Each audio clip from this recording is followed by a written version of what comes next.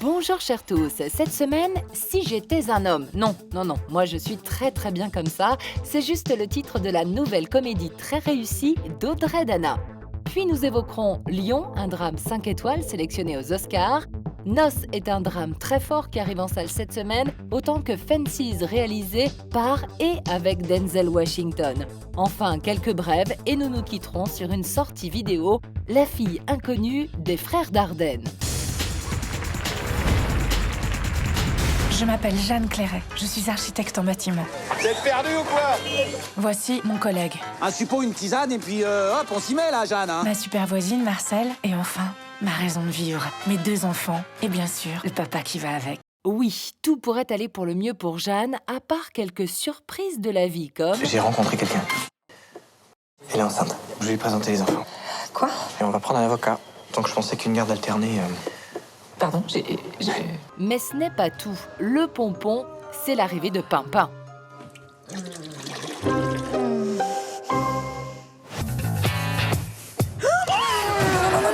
Non, n'entre pas.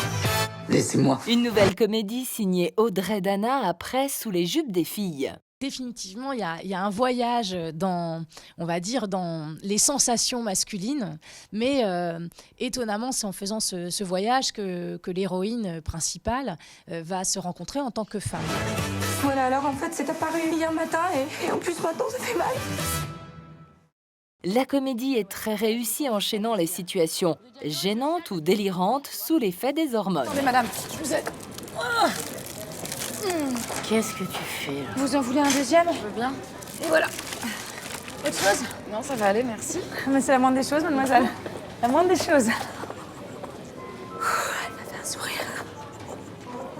Je suis trop forte.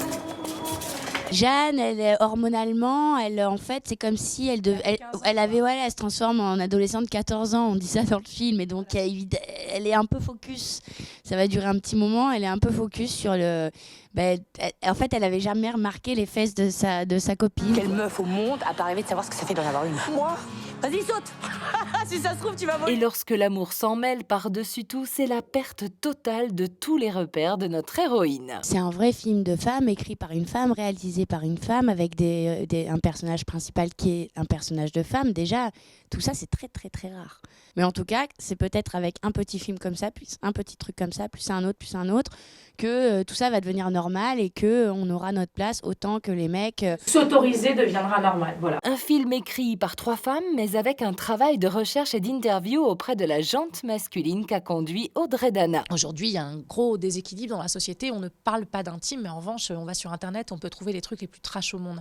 Et ça a été vraiment bouleversant parce que chacun des mecs à la fin de l'entretien m'a dit merci, ça fait du bien. On n'a jamais parlé de ça.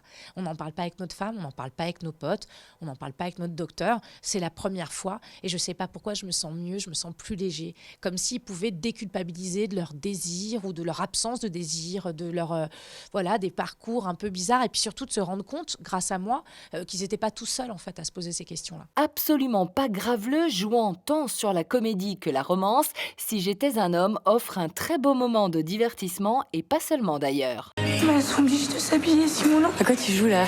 Je croyais que t'étais pas un homme. Jeanne, elle est super. Les femmes, tu vois, elles assument parce qu'elles n'ont pas peur. Allez, tout ira bien. Vous êtes sûr parce que vous avez l'air très inquiet quand même. Du tout. Ah, du tout. J'arrive.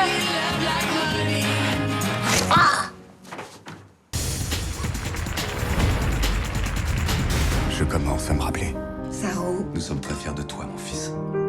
La vie que j'ai oubliée. Lion nous plonge dans l'histoire vécue par Sarou Brailey. Dans les années 80, en Inde, à l'âge de 5 ans, Sarou se retrouve seul et sans papier d'identité dans un train qui l'emmène malgré lui à des milliers de kilomètres de chez lui. Au terme de ce trajet, un couple d'Australiens l'adopte. 25 ans plus tard, Sarou se met à la recherche de sa famille. Goudou? Goudou? Goudou?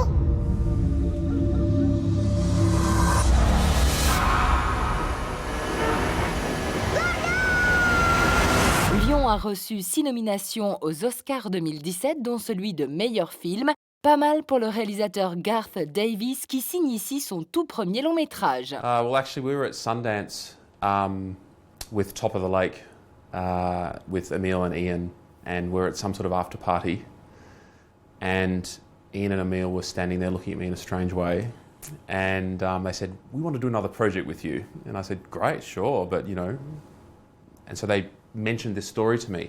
Said, "Oh, we've heard about this story," and as soon as I heard it, it just did something to me. Si l'on pouvait pourtant craindre un mélo académique, voire calculateur par le pitch, il n'en est rien, notamment parce que Lyon est soutenu par une interprétation impeccable.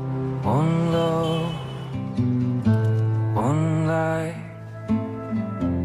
He grows up as an Australian, he acclimatizes, he's surrounded by love and a wonderful, upbringing, and slowly, as he grows up, he starts to get, visions of his past and his family, and he starts to get overwhelmed by this guilt. Garth, the director, and the casting director came and met with me in New York and told me the story and gave me the book. I was just, thought, wow. It's true, and the emotion of it. And I read the script, and I was really moved. I mean, it's one of those things that you start reading, and then you just can't put it down. Lyon est un biopic bouleversant sur un homme en quête d'identité à la recherche de sa famille et de ses racines. Cette histoire de vie est également une réflexion sur l'adoption. On pardonne donc volontiers les quelques longueurs et moments appuyés, car le film embarque totalement le spectateur aux côtés de Saru, et ce film a du cœur.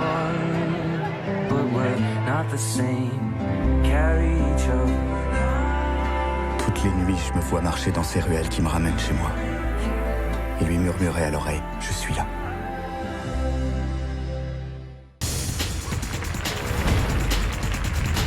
Zahira est une jeune fille belge aux origines pakistanaises. À ses 18 ans, ses parents, traditionalistes, veulent lui imposer un mariage. Si elle a le choix du prétendant parmi 3 hommes, bien évidemment, tous sont étrangers à ses yeux. La jeune fille préfère entrer en rébellion avec sa famille que de faire ce choix imposé d'un autre temps. Avec Noces, le cinéaste belge Stéphane Strecker s'attaque à un sujet de société fort et poignant. C'est à la fois une histoire d'amour, une histoire dans laquelle on comprend assez vite qu'il y a des enjeux supérieurs à l'amour. Ce qui met tout le monde dans une situation de tension extrêmement importante, alors que pourtant chacun des personnages entre eux s'aime. Et je trouvais que c'était une histoire extraordinaire à raconter et qui en dit énormément sur nous aujourd'hui, dans la mesure où parfois certains personnages peuvent être mus par des forces autres que l'amour, et ce sont des forces qui emportent tout. La jeune comédienne Lina El Arabi incarne Zahira avec force et conviction. Et pourquoi t'as pas le droit de sortir? Voilà. C'est la tradition. Mais ton frère, lui, il sort? Ouais, lui, il sort. Ah, donc c'est la tradition qui dit pas de boîte de nuit pour Zahira? Si on veut. Et la tradition, est-ce qu'elle dit pas de pavillon dans les Ardennes pour Zahira? Ouais, à mon avis, elle dit ça aussi. Ah bah c'est dommage. J'ai mon oncle, il a un pavillon dans les Ardennes. Mais bon, il y a la tradition, hein. Voilà. Puis la tradition, c'est bien pratique quand j'ai envie de dire non. Bon bah moi je vais y aller, hein. Je disais toujours à mes collaborateurs, je souhaite une Elizabeth Taylor qui serait crédible en francophone pakistanaise. Donc c'était très difficile, la barre était très haute. Et ce que j'adore chez Lina, c'est qu'elle a naturellement un port de tête assez haut. Ce qui est assez rare d'ailleurs. Je peux vous dire qu'il y a beaucoup d'actrices qui ont un port de tête assez bas. Je veux dire, Sandrine Bonner a fait des petites, il y en a beaucoup qui baissent la tête. Ce n'est pas du tout le cas de Lina El Arabi, qui est une vraie tragédienne, une vraie héroïne. Et ça a été un miracle de la rencontrer. Elle ne veut pas se marier avec quelqu'un qu'elle n'a pas choisi. Conduit comme un thriller par sa réalisation, Noces n'est pas un film anodin. Il soulève un sujet de société majeur encore trop ignoré aujourd'hui, si ce n'est lorsqu'il génère un drame humain, comme l'a été l'histoire de la vraie jeune fille qui a donné lieu à ce film en 2007. Laisse-moi. Tombez sur l'amour. Faut pas jouer avec ça, Zahira. Y'a que toi qui résiste. Bah ouais, je résiste. Bien sûr que je résiste.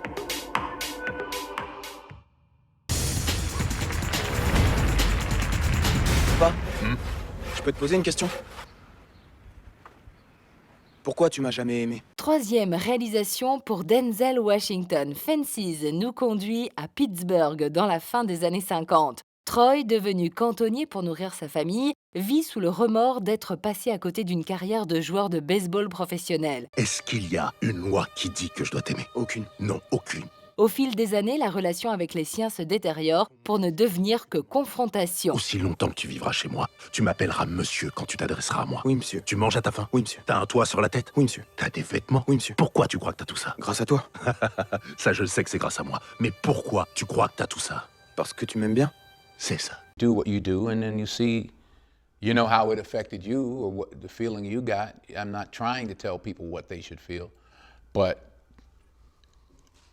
I mean, you know, the man wrote a masterpiece, and God only knows how it affects people, you know, and that's the beauty of it. Come in, sit down, and we'll find out, or you'll find out. You may not want to share it. Adapté d'une pièce de théâtre multi-récompensée et extrêmement populaire aux US, Fences nous plonge au cœur d'une composition dramatique d'un très grand niveau.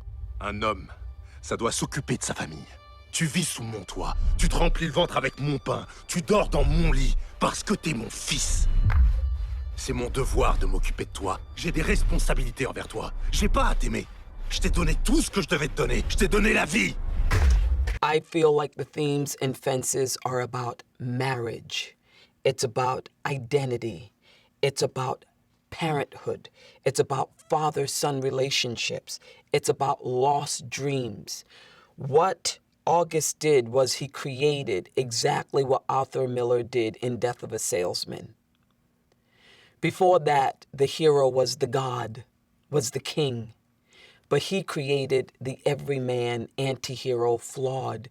Viola Davis donne magistralement la réplique à Denzel Washington et est dans les favorites avec ce rôle pour l'Oscar de la meilleure actrice après avoir raflé le Golden Globe.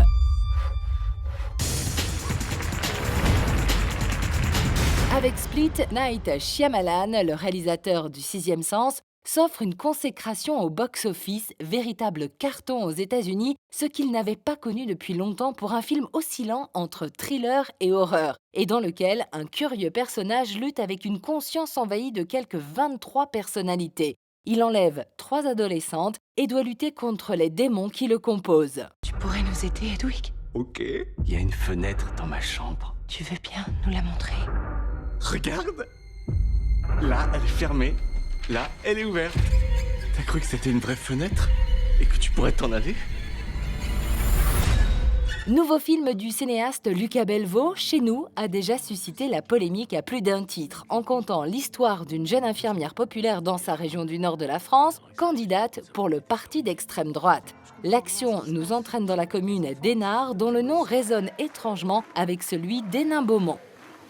3 ans après un premier opus, John Wick s'offre un retour dans les salles et manie toujours aussi bien les armes à feu, ce qui semble plutôt logique pour l'ancien tueur à gages qu'il a été. Il est pourtant contraint de sortir de sa retraite pour affronter d'autres tueurs très dangereux rassemblés dans la ville de Rome.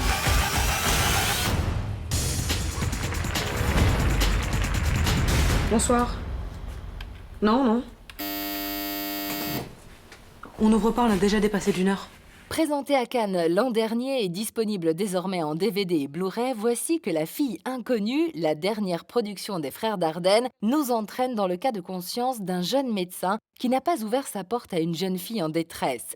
Retrouvée morte après une agression, les cinéastes nous entraînent dans la contre-enquête que conduit le personnage interprété par Adèle Haenel pour se laver de sa faute et retrouver les coupables du crime. Concernant les causes de sa mort, l'enquête avance? Ça ne vous regarde pas, docteur. La semaine prochaine, Wolverine marque son retour dans Logan. Nous partirons aux côtés de patients hors du commun et T2 Transpotting est une suite très attendue. J'ai mis du temps à réaliser que j'avais un physique, disons, valable. C'est la petite phrase sur laquelle nous nous quittons cette semaine et c'est de Nicole Kidman. Bon, elle a fait cette déclaration en 2004 et avouons-le, 13 ans plus tard, elle a encore plus que de beaux restes.